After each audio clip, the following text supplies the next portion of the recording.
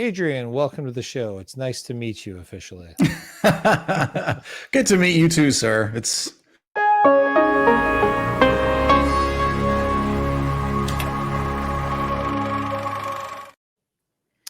And here we are live. And I kid. For anybody watching, I've known Adrian for quite some time. Adrian is the composer that I work with on all of my films for the last coming up on a decade. Getting close. Yeah. it's getting close, Eight or yeah. 9 years. 3 of which are on Reveel'd. So that's what we get to talk about today. Are You My Mommy, Squeal, and of course, To Hell with Love. So I think maybe we'll go in sort of chronological order. The first being To Hell with Love. Now, this is weird because normally I have the guests explain everything about the films, but I guess since it's my own film, I can say To Hell with Love is the story of a prostitute who finds herself in just about the worst situation a prostitute may find themselves, a dentist's office. Of course, this dentist has some attempting to use her in order to contact somebody in the afterlife. This was a project that was done on a budget of nothing. I had met you shortly before that, a year or so before that. We've become friends. I really enjoyed your music, and this was the first time that I had sort of made a film in a long time, and we got a chance to collaborate. It was a very, very tight deadline because I remember getting into a festival with a deadline and being like, "Oh, I haven't got the music done yet," because you turned this music around for us quick. I actually don't remember the deadline being so tight. I think that's because most of the time deadlines are always kind of squeezy. So explain you have an excellent series on your YouTube channel where you break down some of the music that you've done for films, and To Hell with Love is one of those. But explain to me your approach to the music in this film, sort of like a three-piece approach to this. I mean, ultimately, what it always comes down to is I'm looking at how I'm working with the director or whoever the sort of key person making decisions about the storytelling. Like, how are we going to use music to help tell this story better? It sounds kind of obvious, but sometimes people just sort of use it in a very surface level just to sort of create mood, tension, whatever, and they don't look sort of more deeply within what's working, what's not working with their story. Where could music really help? And one of the things that sort of occurred to me with this film is that you have the character of the doctor that, without the proper treatment, could just be seen as someone that wasn't not very likable character necessarily.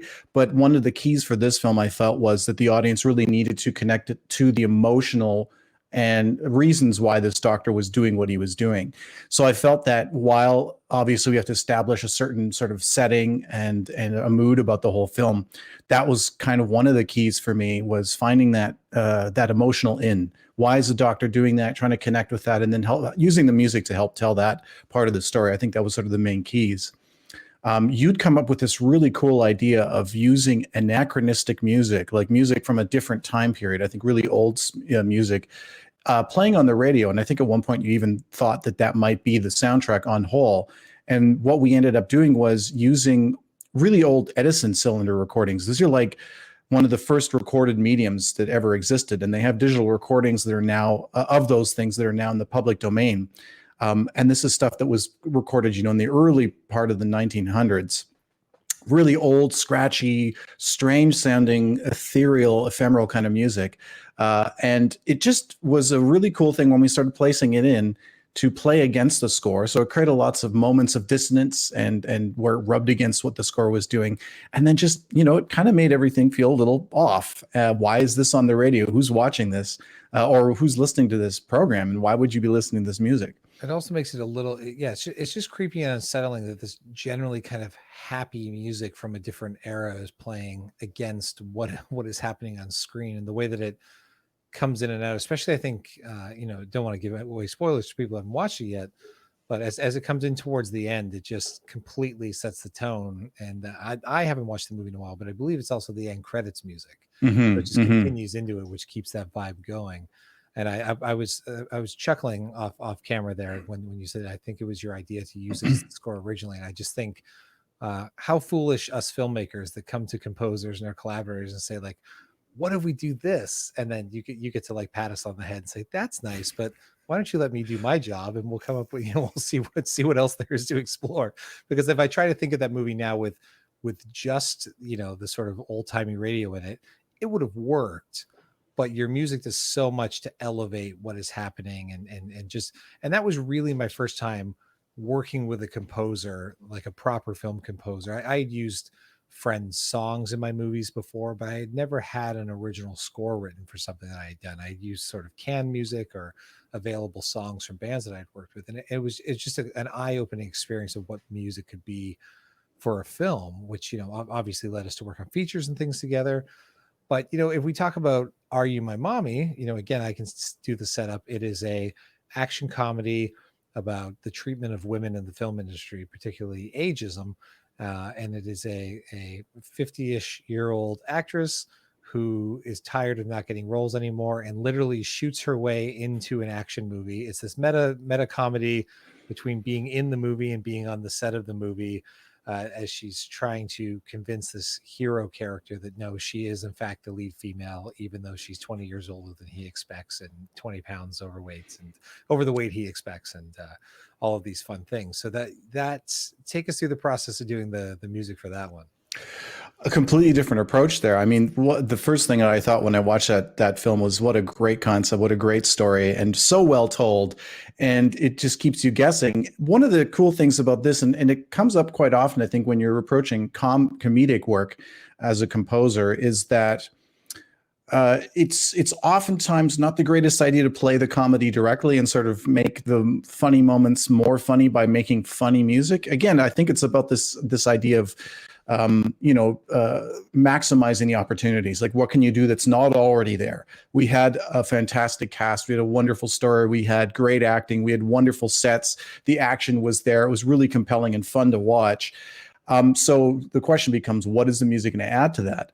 So I was really just playing it straight. I mean, the way that I looked at it was almost, apart from a few moments where we're making sort of commentary on what's going on that sort of adds a kind of twist or says, this is the context within which you might, the viewer might see this, was really just playing it like a huge, big budget,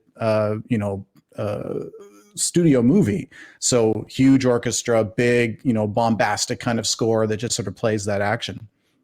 And then there was some fun moments where we sort of played with the idea that the orchestra, like they would have been in the early days of sound, would have actually been on the set playing while the action is happening. And we actually have the orchestra sort of fall apart because there's a lot of sort of breaking of the fourth wall. Yeah, there's a moment in the movie where it breaks the fourth wall and the camera shakes and you see the boom and you reveals the crew for a moment, and the orchestra literally like sputters out like a passing of wind, all the tubas and trumpets and stops, and then everybody resets and comes back, which I thought, and that's the fun stuff I like, working with you and with music in a film, where that wasn't an idea in the script, that wasn't an idea on set, it was in editing and then discussing with you. It's just like, oh, what if? And I think that's always a fun part of the filmmaking process, is being inspired and finding new ways to elevate the piece even that late in the stage, because typically when you take a film to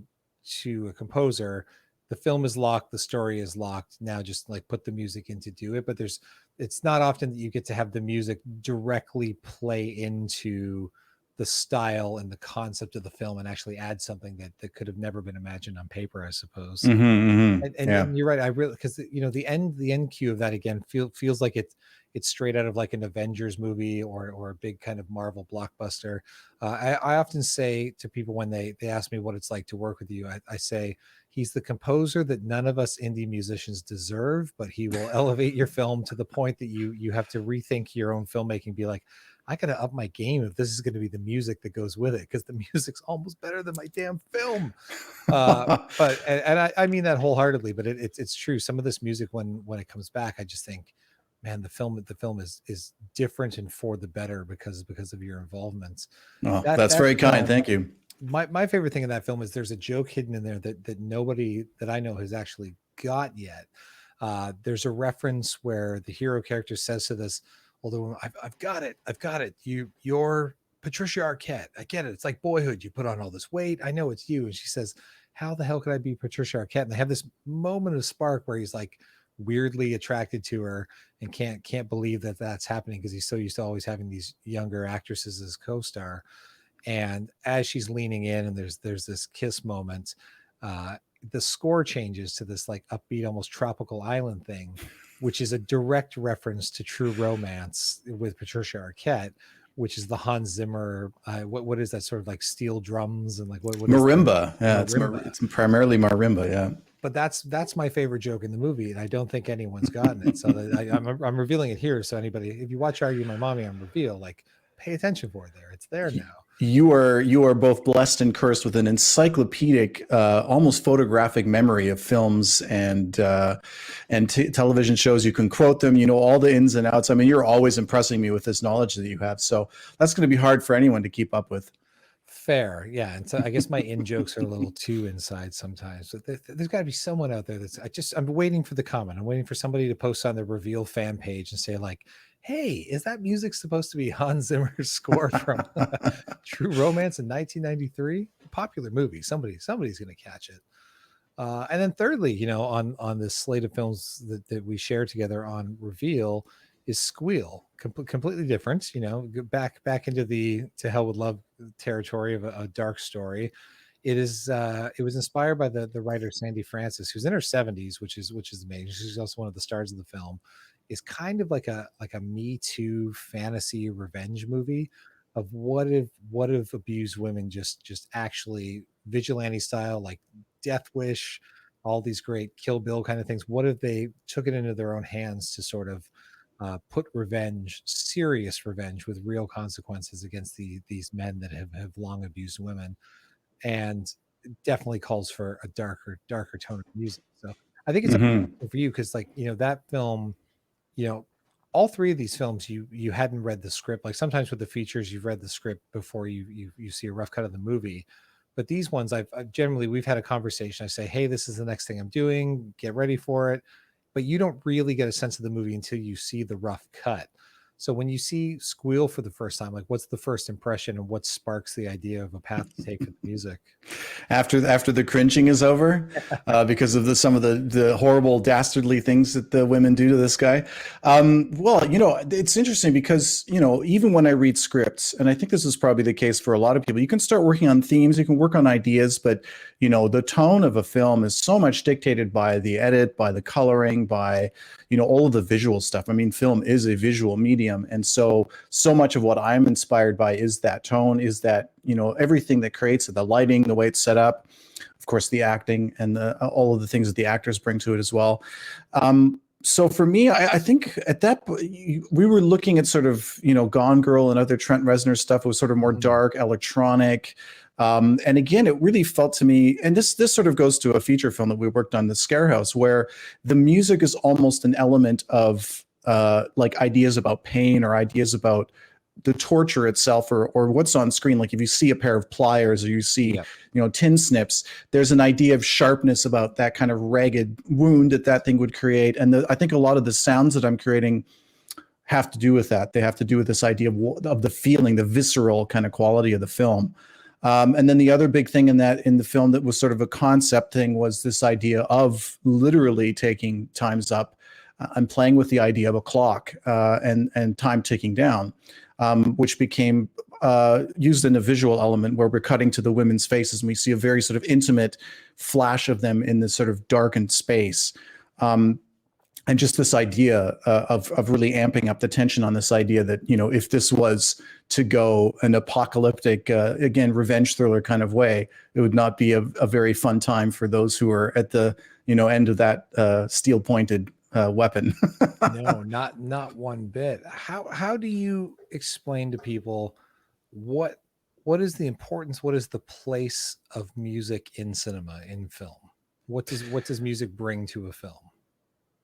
Well, I mean, yeah, it's interesting to study the sort of history of why it was there in the first place. I mean, I in the first place, it was there to cover up the sound of projectors, and then it sort of moved into a more emotional, story-driven kind of thing. Just to sort of put that into a massive nutshell. For me, I think the important parts are really that you are looking for another level of depth to invite the audience in to understand the story at a deeper level. And what my what I'm always seeking is, where is that opportunity? A piece of music, when you hear it, like a theme or a sound, like if you think of like John Williams' score for Jurassic Park, if you think of that main theme, it just instantly puts you back in the theater when you first saw it, probably, or that emotional, whatever the film is or whatever the piece of music is, you have an emotional connection to it. And it's like a sense memory, like a smell. Like, you can sometimes smell something and you're just back in the moment that you can make that connection. So for me, if you want to say in a feature film, if you've got a long period of time between two things, like in your first act, you're setting up something and you need to, in the third act, remind the audience that these two things are connected without explicitly saying, by the way, this metaphor that I set up in the first act is now coming to bear, and the main character has gone through this transformation, has now realized this very important thing. That's where music can really do an incredible job of heavy lifting in terms of your emotional arc, in terms of telling the story, in terms of connecting disparate things together.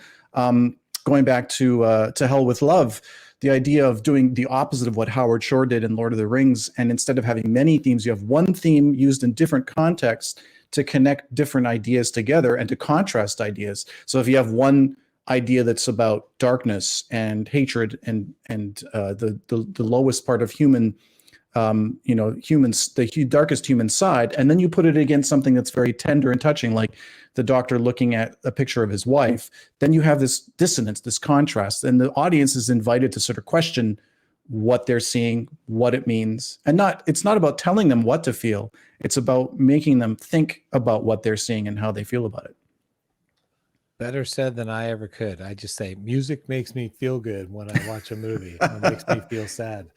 That's it. This interview is quick and short, and that's what Reveel'd is, just a quick glimpse into the filmmakers and the people behind the films that we're finding on Reveel'd. So if you're out there in the audience and you are watching this on Facebook or YouTube or LinkedIn or anywhere else that it's showing, Instagram, check out reveelmovies.com. You can sign up. It's 100% free.